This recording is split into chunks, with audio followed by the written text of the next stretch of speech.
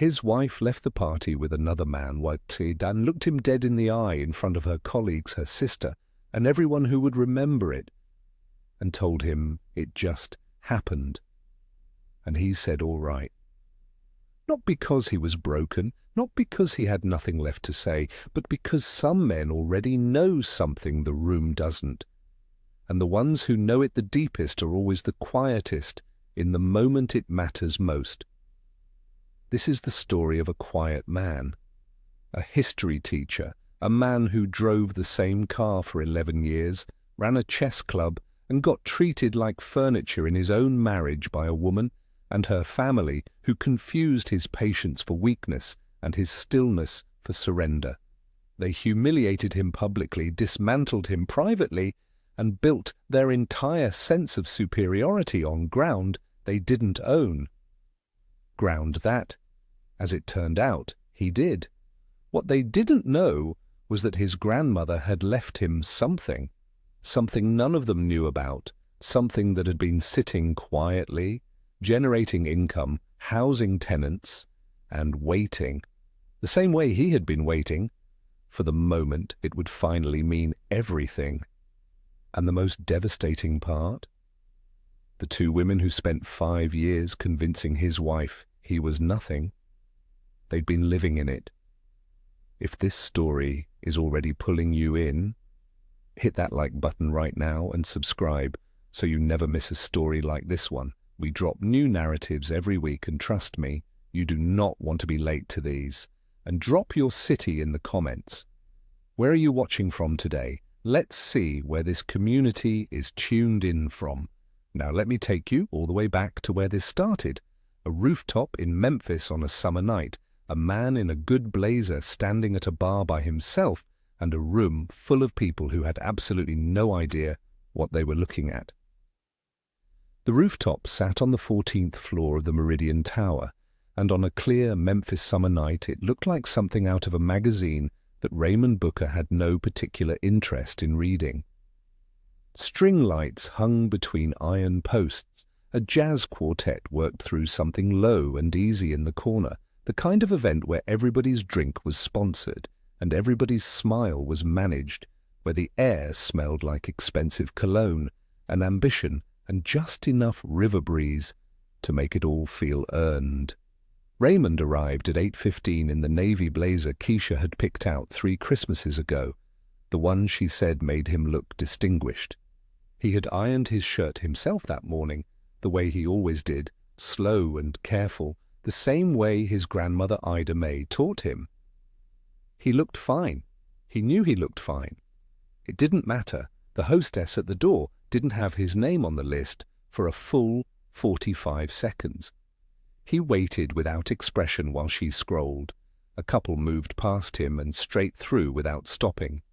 Raymond finally said his wife's name, and the hostess found it, smiled professionally, and handed him a lanyard he didn't put on. He found the bar and ordered a ginger ale from a young man named Devon, whose name Raymond read off his tag and used immediately. Devon looked briefly surprised, the way people do when they're not used to being seen. Raymond left $4 on the rail and turned to face the room. It was Keisha's world up here. That was the only honest way to describe it. She was across the rooftop in a coral dress he had never seen before, and she was luminous in a way that used to be directed at him and now simply existed in the atmosphere around her, available to everyone present. She laughed at something a woman in green said and touched the woman's arm, and the gesture was easy and practiced and completely at home. She had been coming to events like this for 2 years, and the room had absorbed her. She fit here the way Raymond fit in his classroom, naturally, completely, without effort. He watched her for a moment, and then stopped watching her, because the watching had started to feel like something he should charge admission for. Tanya was near the far railing with a glass of white wine, and a woman Raymond didn't recognize. Tanya saw him register and held his gaze for exactly 1 beat, long enough to communicate that she had seen him, that she had assessed him, and that her assessment had not changed. Then she turned back to her conversation. Raymond took a slow sip of ginger ale and did what he was good at. He observed. Bryson Hale was not hard to find. He was the kind of man who arranged himself in a room rather than simply standing in it, positioned near Keisha without being attached to her, present in her orbit with the practiced casualness of someone who had rehearsed the proximity. He was tall, well-dressed, the sort of handsome that reads as competence in a professional setting. He said something near Keisha's ear, and she laughed again, and this time the laugh was different. Raymond had been married to that woman for 7 years.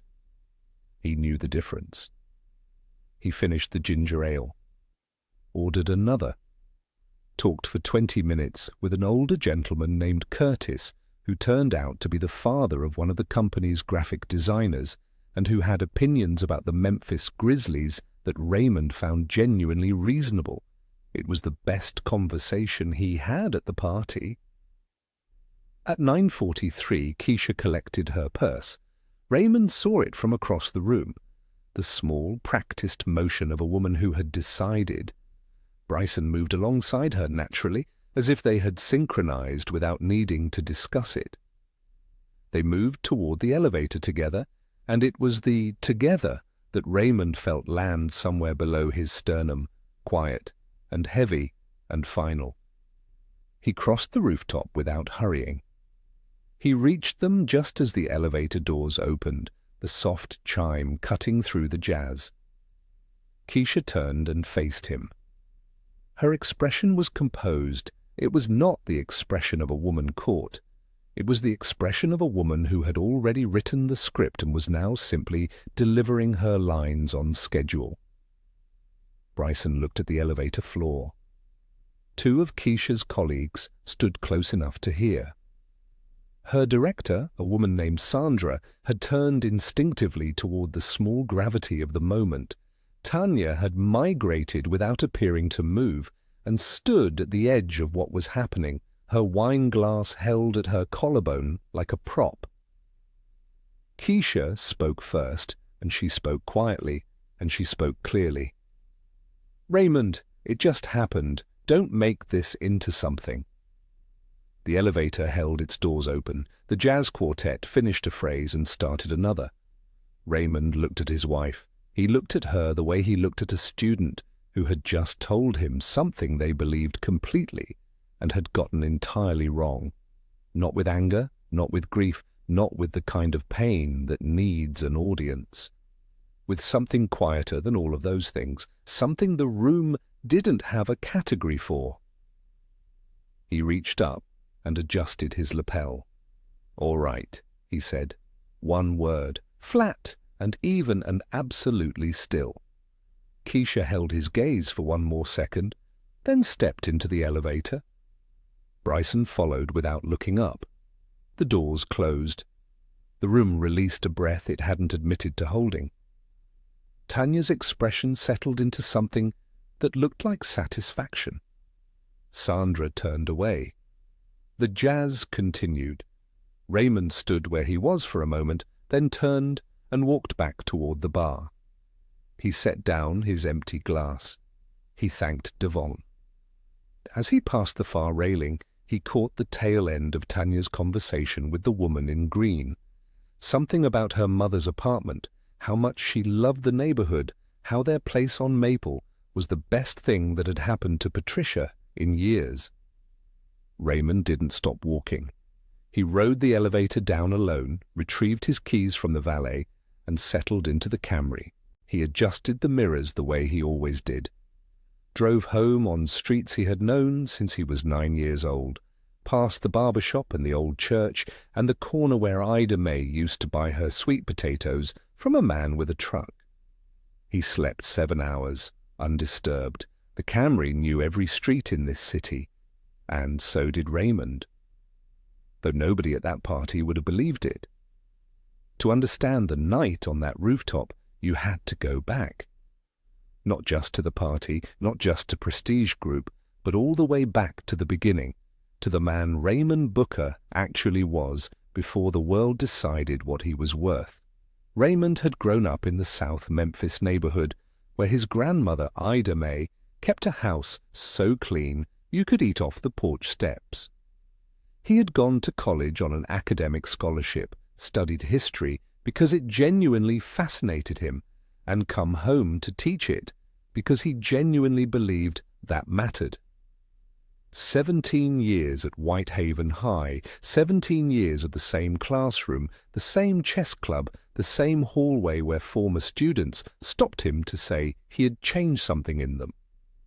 He drove a silver Camry with 212,000 miles on it because it ran well, and he saw no reason to pretend otherwise. He was not a man who needed to be looked at. He was a man who needed to be understood.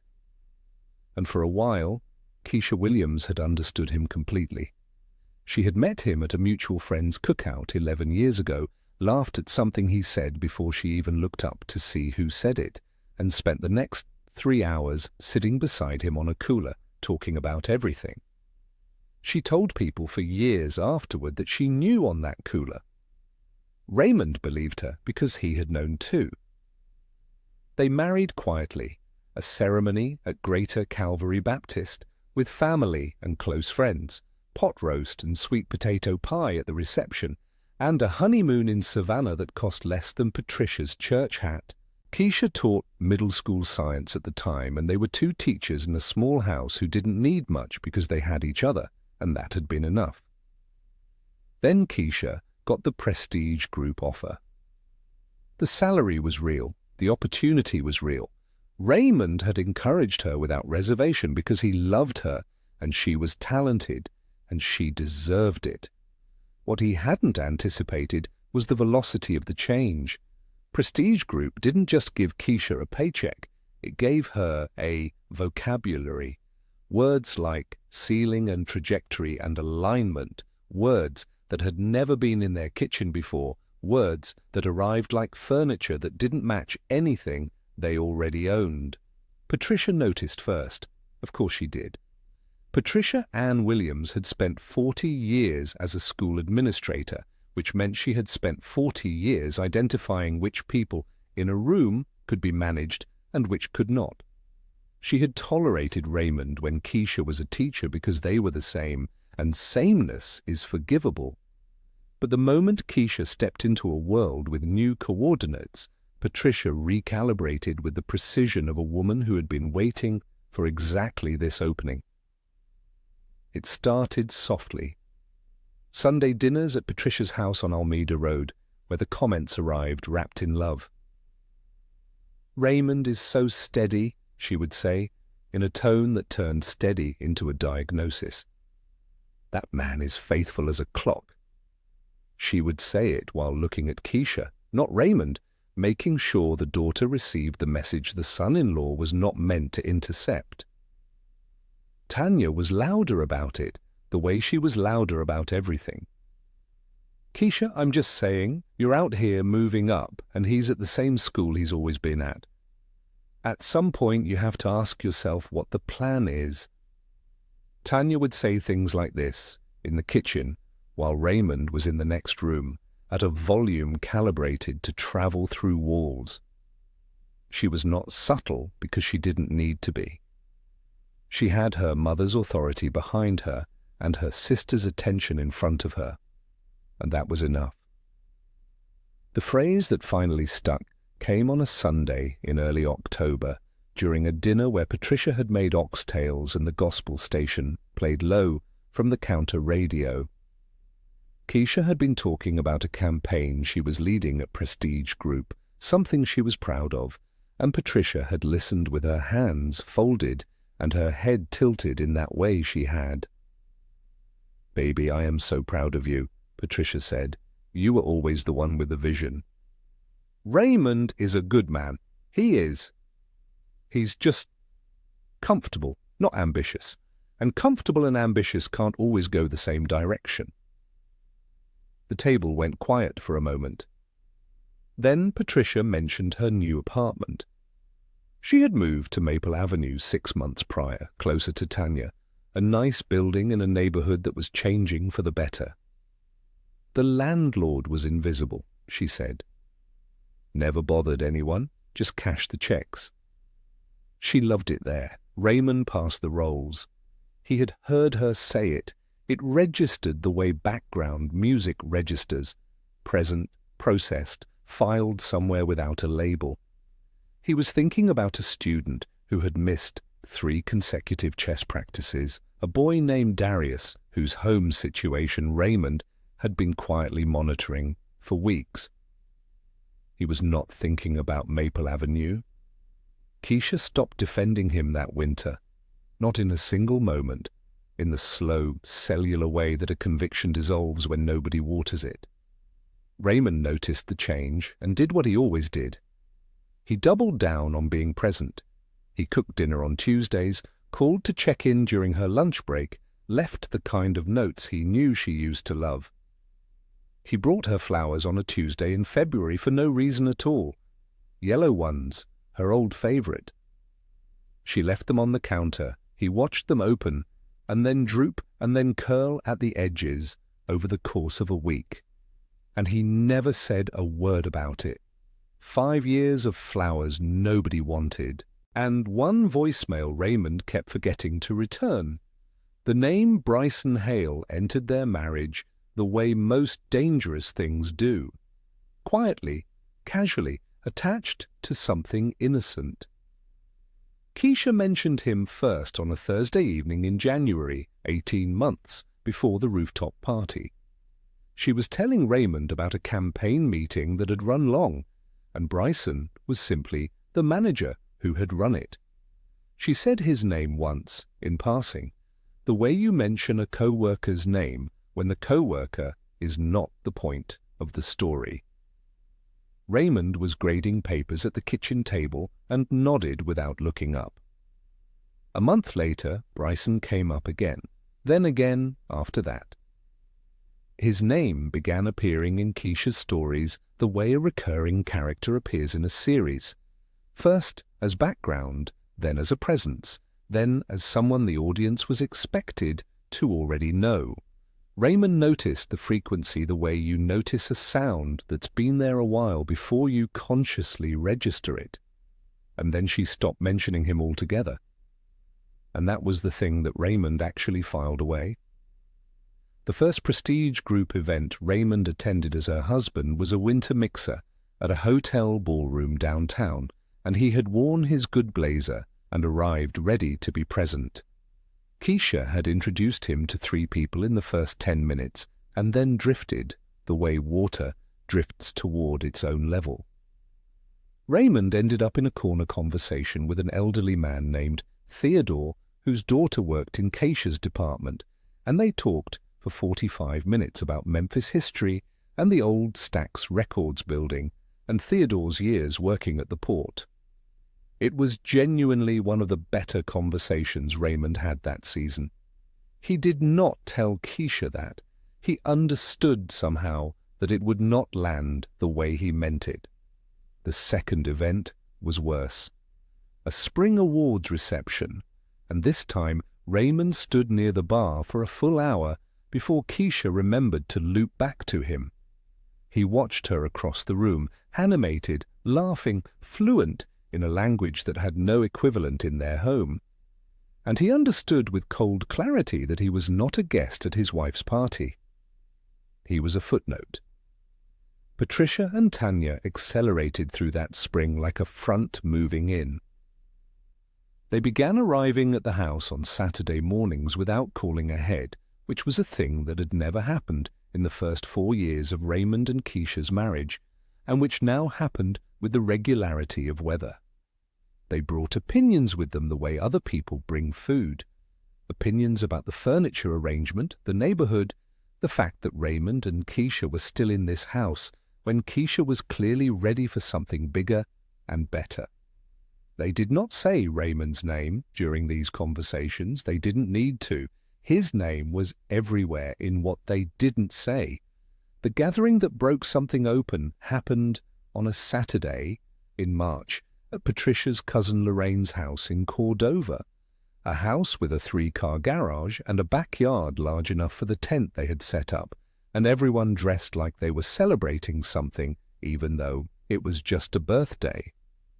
Raymond sat at a table with Keisha's uncle Clifton and two men he didn't know, and the conversation found its way, as it always did, in rooms like this, to the question of what people did for a living.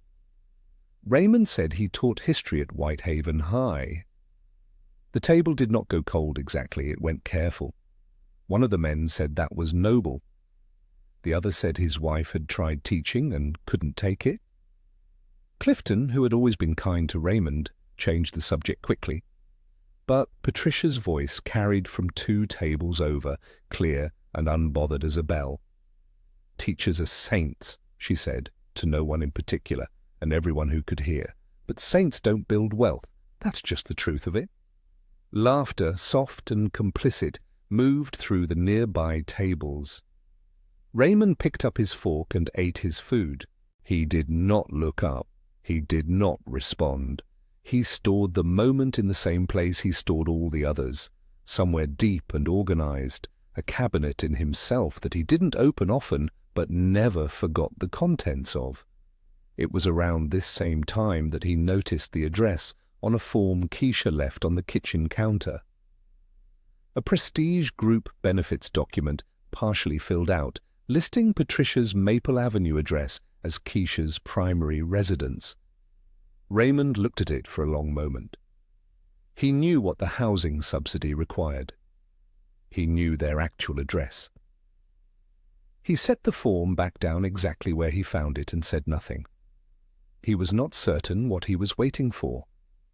He only knew he was not done waiting. The first voicemail from Gerald Patton arrived in April. "An estate matter," the voice said. "Ida May Booker's property. A title review had been triggered by adjacent parcel activity on Maple Avenue. Patton and Associates, Union Avenue. Please return the call at your convenience." Raymond listened to it once and told himself he would deal with it after the semester. The second voicemail came in May, the third in late June. The morning after the rooftop party, Raymond woke at 6:45 as he always did. He made a full pot of coffee, sat at the kitchen table, and looked at his phone. The third voicemail sat there like it had been waiting for him to be ready. He pressed play. Raymond woke at 6:45 as he always did, made coffee, and finally pressed play. Pacing begins to accelerate from this chapter forward. The slow burn is over. Gerald Patton's office on Union Avenue was the kind of place that communicated competence without announcing it. Dark wood, ordered shelves, a desk that had seen serious business for 3 decades. The certificates on the wall were framed in simple black. No clutter, no excess. The kind of office that belonged to a man who had nothing to prove and knew it. Raymond arrived at 9 in the morning in the same clothes he had pressed for a different life the day before. He had slept. He had made coffee. He had listened to the voicemail twice, written down the address, and driven across town with the calm of a man who had run out of reasons to rush and found the stillness on the other side of that. Gerald Patton stood to shake his hand. Silver at the temples, reading glasses on a chain at his chest, a grip that was firm without being performative. He had known Ida May Booker for 11 years, handled her affairs with the same quiet precision he brought to everything, and he looked at Raymond now with the particular respect of a man who had been waiting to deliver something important to the right person. "I appreciate you coming in," Patton said. "I know I've been persistent." "You were right to be," Raymond said. They sat. Patton opened a folder that was already organized, already waiting, yes, the way Patton did everything. He began with the facts.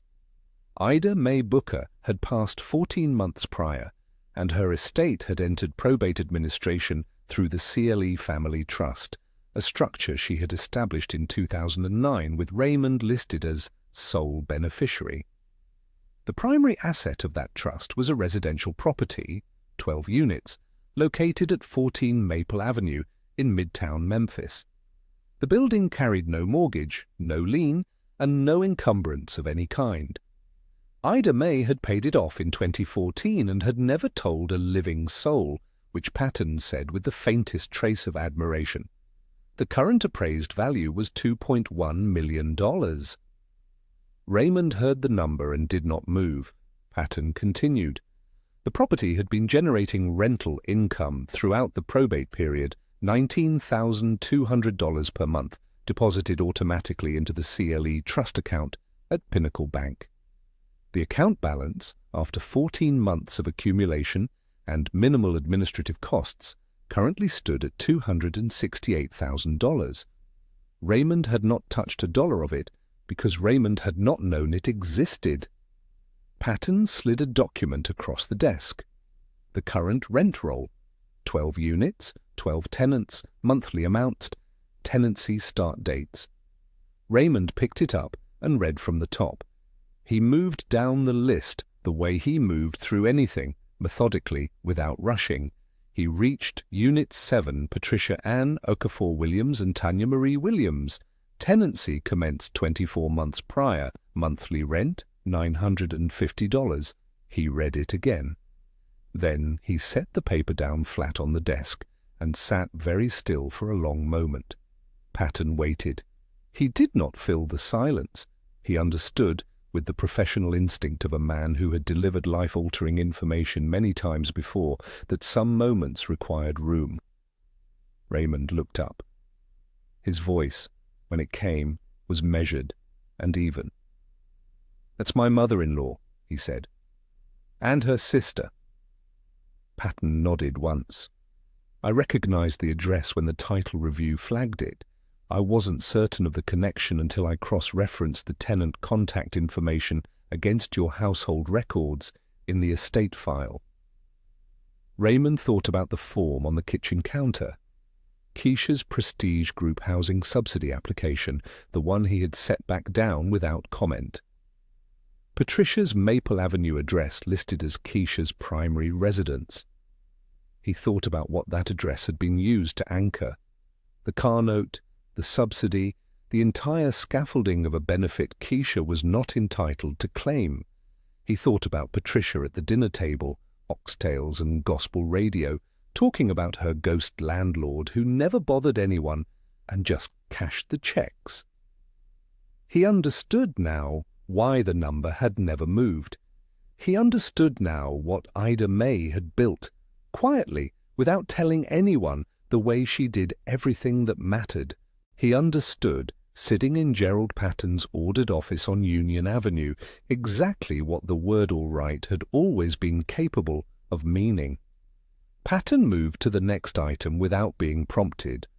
A letter of intent had been submitted 3 weeks prior by Corridor Development Group, a Memphis-based commercial real estate firm acquiring properties along the Maple Avenue corridor for mixed-use redevelopment. Their offer, $2,350,000, contingent on vacant possession of all 12 units within 90 days of executed agreement. Raymond looked at the letter. He looked at the number. He thought about the blazer he had worn the night before and the man who had walked out of that party beside his wife. He thought about Tanya standing at the elevator with her wine glass. He thought about Patricia's voice carrying over 2 tables. Saints don't build wealth. He set the letter down next to the rent roll, the 2 documents side by side on Patton's desk, like the opening and closing of an argument he hadn't known he was making. "Give me 48 hours, Raymond said. Patton nodded. "Of course." Raymond thanked him, shook his hand and walked out into the Memphis morning. He got into the Camry. He took Maple Avenue home for the first time in months, the long way, the deliberate way, and when he reached the 1400 block, he slowed. A clean brick building, maintained lawn, window boxes on the second floor that Ida May had probably specified herself. Unit 7 was on the ground floor facing the street. Raymond looked at the window for exactly 3 seconds. Then he drove. The 48 hours passed. the way Raymond processed most things. Quietly, without theatre, with his full attention turned inward. He spent the first evening at the kitchen table with a yellow legal pad and a pen, the same way he planned his curriculum every August. He wrote down what he knew. He wrote down what he owned. He wrote down what that ownership made possible and what it made necessary. When he was done, he looked at the page for a long time. Then he folded it once, put it in his shirt pocket, and went to bed. He called Patton on day 2. "I want to accept the letter of intent," Raymond said. "All 12 units. Full vacant possession within 90 days. I want the paperwork ready by Friday." Patton's voice carried the calm of a man who had expected this answer. "I'll have the executed agreement prepared. We'll proceed under the CLE trust designation throughout. No personal name on any tenant-facing documentation until the sale closes." Raymond said that was exactly right. Patton walked him through the mechanics with the precision of someone who had done this many times and respected the person across from him enough to explain it completely. The 90-day non-renewal notices would go to all 12 units simultaneously. Same envelope, same letterhead, same language. Tennessee property law required the notice to state the reason for non-renewal, and the reason here was straightforward. The property was under contract for sale and required vacant possession as a condition of closing. Every tenant would receive identical documentation. No names on the notices beyond the CLE Family Trust, LLC. No personal connection traceable until Raymond chose to make one. Raymond listened to all of it without interrupting. Then he gave Patton one specific instruction. Patricia Ann Okafor Williams and Tanya Marie Williams in Unit 7 were to receive exactly the same notice as every other tenant. Not a softer version, not a warning in advance, the same envelope, the same language, the same timeline. No special treatment in either direction. Patton noted it without comment. Raymond retained a second attorney for the divorce filing, a family law practitioner named Howard Webb, whose office was on Poplar Avenue, recommended by a colleague at Whitehaven High who had gone through something similar 3 years prior. Raymond sat across from Webb on day 4 and was direct and organized in the way he was direct and organized about everything. He wanted the filing initiated that week. He wanted it served to Keisha the same week the non-renewal notices went out, though not on the same day, staggered by 2 days. Enough separation to be distinct, enough proximity to be unmistakable. Webb looked at him with the careful expression of a man who recognized a person who had thought this through. "You're certain?" Webb said. It was not quite a question. "I'm certain," Raymond said. And his voice had exactly the quality of a man who had been certain for longer than anyone knew. On day 9, Raymond drove to Memorial Gardens on Elvis Presley Boulevard, where Ida Mae Booker had been buried 14 months prior under a headstone she had picked out herself. Simple granite, her name and her years, and below them the words she had requested. She built on solid ground. Raymond stood there for a while in the late afternoon light. He had his hands in his pockets. There was no one else around. He did not perform grief for an empty cemetery. He simply stood with her the way he had always stood with her, present, unhurried, paying attention. He told her what he had found, what she had left him, what he intended to do with it. The wind moved through the trees along the fence line. He drove home. On day 10, from his personal laptop at the kitchen table, Raymond navigated to the Prestige Group corporate website and located the HR Compliance and Ethics tip line, an anonymous submission portal the company had launched 2 years prior as part of a corporate governance initiative. He had seen it referenced in the company newsletter that Keisha sometimes left on the counter. He submitted a single, factual, anonymous report. He stated that an employee at the company appeared to have listed a residential address for purposes of qualifying for a housing subsidy benefit that did not correspond to the employee's actual primary residence. He noted that the address in question was associated with a property currently under a commercial real estate transaction that was a matter of public record in the Shelby County Property Database. He provided no names. He did not need to. He closed the laptop. On Monday morning, he was at Whitehaven High by 7:15, the same as every Monday. He taught 4 sections of United States history, ran a 15-minute chess club check-in during his lunch period with 2 students preparing for a regional qualifier, and stayed until 5 to finish grading a set of essays on the Reconstruction era.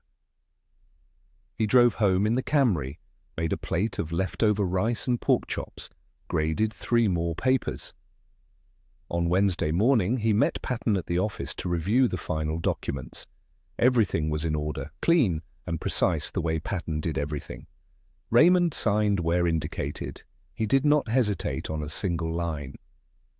12 envelopes left the Patton and Associates office on Wednesday morning, sent certified mail to every unit at 14 Maple Avenue. Patricia opened hers on a Thursday. Patricia found the envelope on a Thursday afternoon, mixed in with a grocery circular and a water bill. She almost set it aside. The return address read, CLE Family Trust, LLC, care of Patton and Associates, Union Avenue, Memphis. She didn't recognize it. She opened it, standing at the kitchen counter in Unit 7, still in her good shoes from her morning errands, and she read it once quickly, the way people read things they expect to discard. Then she read it again. 90 days. Non-renewal of tenancy. Property under contract for sale. Vacant possession required as condition of closing. The language was standard, legal, impersonal. No explanation beyond what was required. No name beyond the LLC. Patricia set the letter on the counter, picked up her phone, called Tanya. Tanya called Keisha before Patricia finished her sentence. Keisha called her attorney before she got off the phone with Tanya. 3 calls, 15 minutes, the chain moved like fire through dry grass. Keisha's attorney, a woman named Reeves who practiced family and civil law, out of an office on Madison Avenue, pulled up the Shelby County Property Database that same afternoon. The building at 14 Maple Avenue was registered to the CLE Family Trust, LLC. The trust had been established in 2009. The beneficiary on record was Raymond Elias Booker. Reeves called Keisha back within the hour. Then Reeves checked something else. Something Keisha had not thought to ask about yet. The divorce filing. Raymond had filed 11 days prior. It was already in the system, already active, already served. Raymond had moved first. Keisha sat in her car in the parking garage of her attorney's building and did not move for a long time. The filing was clean, straightforward, and devastatingly organized. Everything Reeves described pointed to a man who had not acted in anger, a man who had taken 48 hours, made a decision, and then executed it without hesitation. That was the part that shook her, not the filing itself, the precision of it. Meanwhile, Keisha's credit profile had already begun to register the damage. The Maple Avenue address she had listed on her housing subsidy application, her car note, and 2 other financial instruments was now flagged in an active commercial real estate transaction. The automated credit monitoring systems did not wait for explanations. They did not care about context. A residential address in a pending commercial sale triggered an instability notation on her credit report within days of the transaction becoming a matter of public record. The car note lender sent a letter requesting clarification of her address on file. The dominoes did not pause between falls. At the Prestige Group offices on week 7, Keisha was called into a meeting with HR she had not been told the subject of in advance. The Compliance and Ethics Department had received an anonymous tip. The tip referenced an employee housing subsidy application that listed a residential address currently involved in a commercial property transaction as the applicant's primary residence. HR had cross-referenced the address against the Shelby County database. They had found the transaction. They had found Keisha's application. The review was formal, documented, unavoidable. Bryson Hale was called in separately. He arrived at that HR meeting with printed emails. He was the kind of man who kept printed emails. The emails showed Keisha representing the Maple Avenue address as her primary residence in the subsidy application she had asked him to endorse. Bryson handed over the documentation with the practiced calm of a man who had spent the previous week deciding exactly how much of his own position he was willing to sacrifice for someone else's problem. The answer, it turned out, was none of it. His written withdrawal of the promotion endorsement was filed with HR the following morning. Keisha found out from a colleague who had overheard something in the hallway outside the conference room. Not from Bryson. Bryson did not call. Bryson had already begun CCing his manager on every email that touched anything adjacent to Keisha's name. He was not a man of conviction. He had demonstrated that from the beginning. He had simply demonstrated it in a direction that now cost her instead of him. On week 10, Patricia called Reverend Nathaniel Willis of Greater Calvary Baptist Church on Millbranch Road. She needed guidance, she said. She needed help. She was being displaced, and she didn't know where to turn. Reverend Willis listened with the patience of a man who had shepherded a congregation through 1,000 varieties of human difficulty. He asked her the address of the property. She told him. He was quiet for a moment. His son, Marcus Willis, had played chess under Raymond Booker for 3 years at Whitehaven High. Reverend Willis had attended Marcus's regional qualifier. He had shaken Raymond's hand in that gymnasium and thanked him for what he had done for his son. He knew whose building was on Maple Avenue. Memphis is not a large city in the ways that matter. A story that starts in a church office reaches a Sunday pew inside a week. It reaches a family dinner table inside 2. By week 10, the shape of what had happened was circulating through Greater Calvary and the surrounding community with the quiet, unstoppable momentum of a truth that had decided it was done being patient. Keisha heard pieces of her own story from 3 different directions before she had assembled the whole picture herself. She called Raymond's cell on a Tuesday evening. It rang 4 times and went to voicemail. She sat in her car outside the Prestige Group building in the dark, the phone still in her hand, and she understood for the first time what that single word had actually meant. He called her back 3 days later and suggested they meet. She agreed before he finished the sentence. She came alone. That was the first thing Raymond noticed when he heard the knock. One knock. Careful. Not the confident double rap that Tanya always used, not Patricia's 3 measured strikes that announced her presence like a gavel. Just one knock, uncertain. The knock of a woman who was no longer sure she had the right to be at this door. Raymond opened it. Keisha stood on the porch in a simple dress, no statement jewelry, no armor. She looked like the woman he had met at a cookout 11 years ago before Prestige Group and Patricia's kitchen table and the vocabulary of ceilings and trajectories. She looked, for the first time in a long time, like herself. He stepped back and let her in. The kitchen was clean and quiet. Coffee was made, a full pot, the good kind, the kind Raymond made on Sunday mornings when he had nowhere to be and nothing to prove. 2 cups already on the table. He had known she would come for coffee. He poured both cups and sat down and waited. Keisha sat across from him and she talked. She talked about the non-renewal notice, about the divorce filing, about the HR review and the promotion that was no longer coming, and the credit flags and what the car lender's letter had said.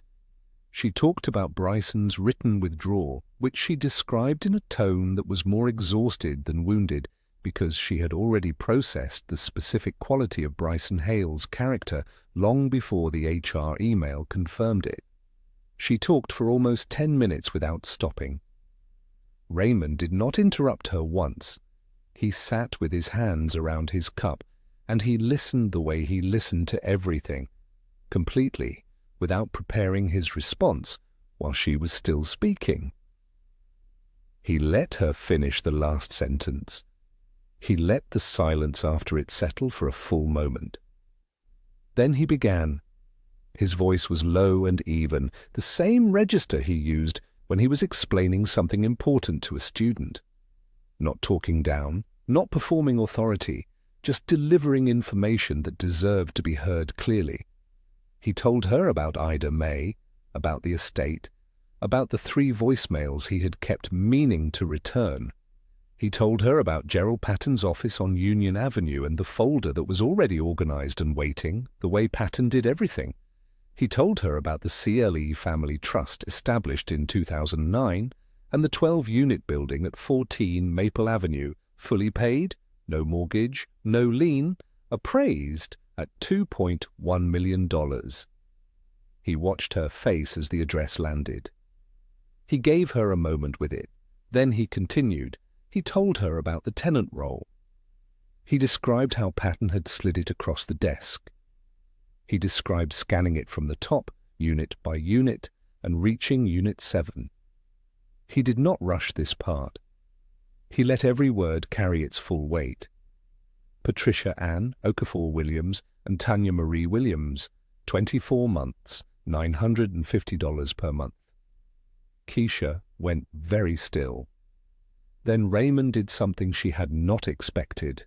He reached back past the party, past Prestige Group, past all of it, to a Sunday dinner at Patricia's house on Almeida Road, oxtails, gospel radio on the counter, and Patricia's voice, warm and unbothered, describing her new apartment on Maple Avenue. The landlord was a ghost, she had said. Never bothered anyone, just cashed the checks. Raymond looked at Keisha. I passed the rolls, he said. I didn't think anything of it. He let her hold the full weight of that image, her mother, at her own table, unknowingly describing Raymond to Raymond, until he could see it settle over Keisha's face like a slow tide coming in. He told her about the housing subsidy form, the address she had listed, the credit applications anchored to Maple, the anonymous tip to the HR compliance line. He told her all of it in sequence, calmly, without cruelty, with the precision of a man who had organized these facts the way he organized his lesson plans, so that the conclusion was inevitable by the time you arrived at it. When he was done, he set his cup down. You spent 5 years letting your family tell you I had no foundation, he said. But what you didn't know was that your mama has been sleeping in mine for 2 years. The room was completely quiet. Keisha did not shout. She did not argue.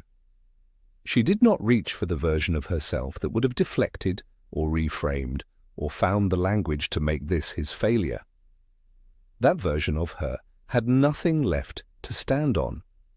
She sat across from him and she folded, not dramatically, not with tears that demanded something from him, but in the slow, quiet way of a person who has just seen the full picture for the first time and cannot unsee it. Raymond stood. He refilled his coffee, stood at the counter for a moment with his back to the room. Then he turned and told her, quietly and without malice, that his attorney would handle everything from this point forward, that anything she needed from him should go through the proper channels, that he wished her no harm and intended her none. He walked her to the door, not unkindly, not warmly. He closed it behind her and stood in the kitchen of the house his grandmother had furnished, at the table Ida May had owned for 30 years, and he exhaled once, long and slow and complete.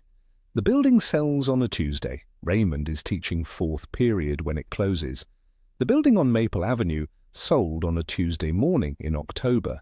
Raymond was in 4th period when it closed, standing at the whiteboard explaining the significance of the 13th Amendment to 26 teenagers who ranged from deeply engaged to politely present. His phone buzzed once in his pocket. He didn't check it until the bell rang. One message from Gerald Patton. 4 words: sale confirmed, funds transferred. Raymond read it, put the phone back in his pocket, and went to the hallway to get his lunch. The final number, after legal fees, closing costs, and applicable taxes, was $2,114,000.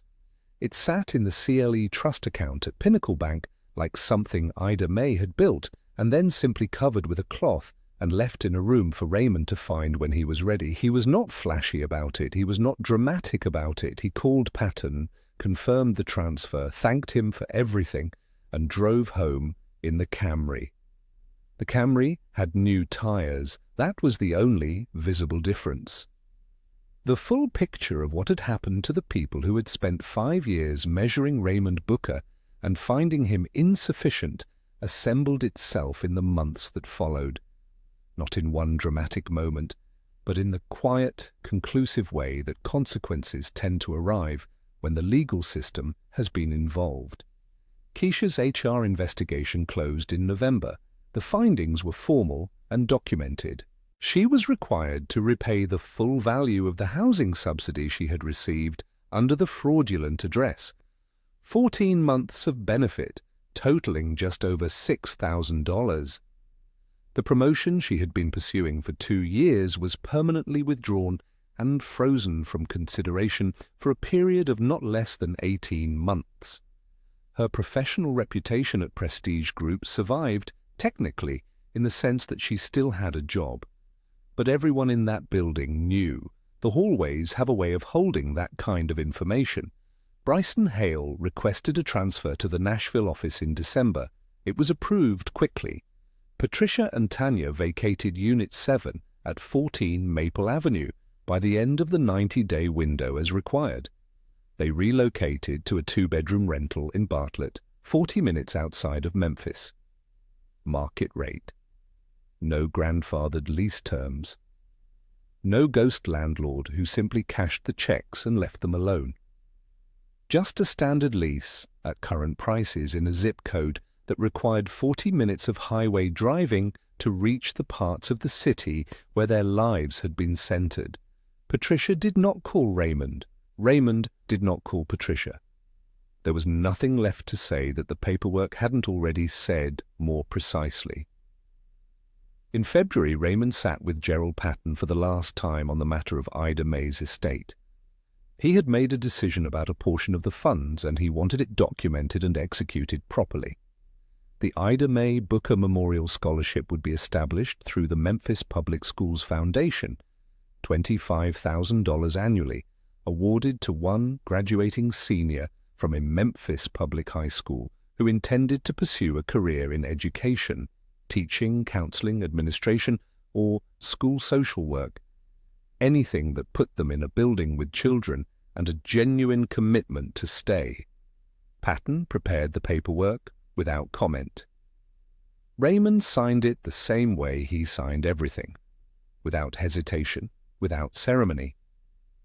He drove home on streets he had known since boyhood, past the barber shop where the old men still debated football every Saturday morning, past the corner where the sweet potato truck used to be, past the church where Ida May had sat in the same pew for 41 years.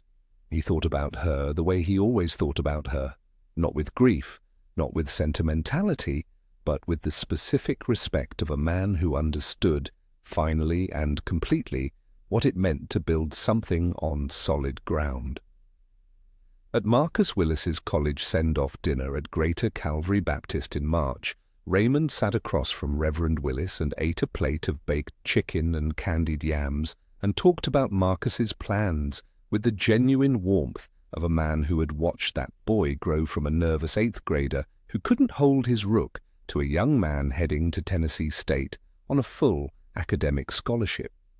Reverend Willis told Raymond the church was proud of him. Raymond said Ida May did the work. He said he just finally answered the phone. A woman named Celeste Graves sat 2 seats down at that dinner table. She was the head librarian at the Whitehaven branch. Quiet, self-possessed, the kind of person who listened to the whole sentence before responding. She asked Raymond what subject he taught. He said history. She said that was good, because somebody had to remember things correctly. Raymond smiled. It was the first time in this story that he had smiled, and it arrived without effort, the way things do when they're no longer being forced. Some months later, on a Saturday evening, Raymond sat at the kitchen table with a stack of student essays and a red pen, and the quiet of a house that had found its right temperature. The table was Ida May's, the chairs were Ida May's. The house held the kind of stillness that is not empty but full of the specific peace that comes to a man who has been patient long enough to see what patience actually builds. He had not done what he did out of rage. He had not planned it out of bitterness. He had simply answered a phone call, opened a folder, read a tenant roll, and built on the foundation that had been waiting for him his entire life. Some foundations are poured before you're born. The only question, the only one that has ever mattered, is whether you show up to build on them. Now, I want to ask you something directly. If you had been in Raymond's position, if you had discovered what he discovered, sitting across that desk, reading that tenant roll, what would you have done? Would you have shown the same patience? Would you have handled it the same way? Let me know in the comments. That conversation is always worth having. If this story found you today, you already know what it means. And if it moved you even a little, hit that like button right now. It helps more people find stories like this one. And we have more coming. Stories about patience, about hidden strength, about what happens when the quiet ones finally decide it's time. We'll see you in the next one.